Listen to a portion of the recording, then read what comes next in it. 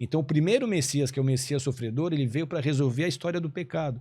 Os homens são pecadores e o pecado separa o homem de Deus. Então ele teve que morrer no nosso lugar para poder garantir a nossa salvação. Então como é que é isso?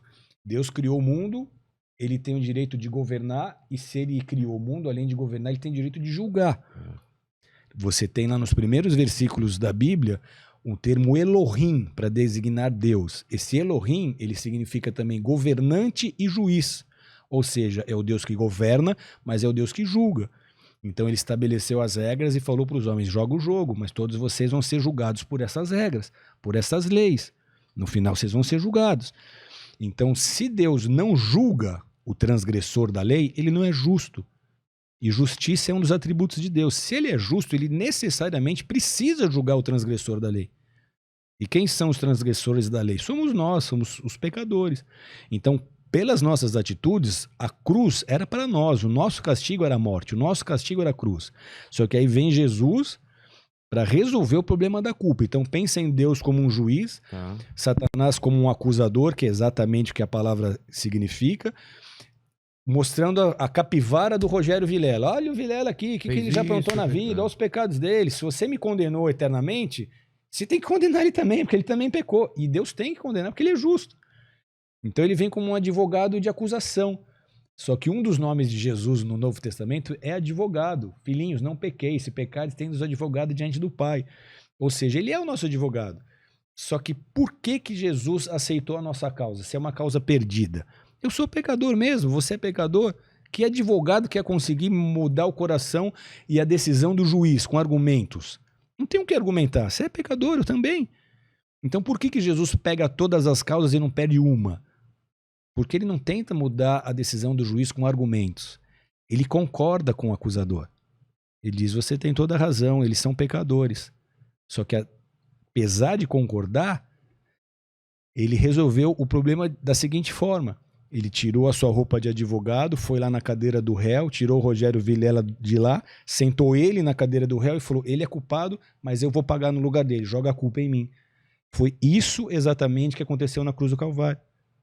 Então aquele que crê nisso está justificado. Por quê? Porque Deus só recebe a justiça de Jesus, só ele não pecou.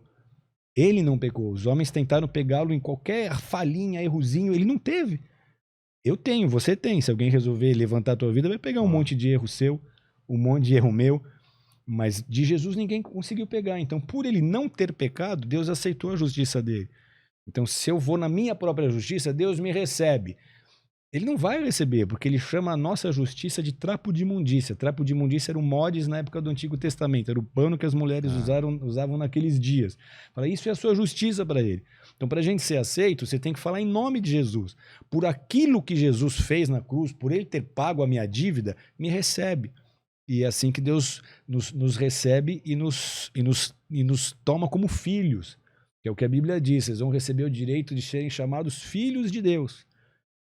Então, quando a gente se aproxima desse cenário que está se formando aí, a gente tem que começar a perceber que essa terra aqui é uma passagem, que a matéria por si só não é nada. Por isso que Jesus falou, guarda seu tesouro onde a traça não corrói e a ferrugem não consome, ou vice-versa.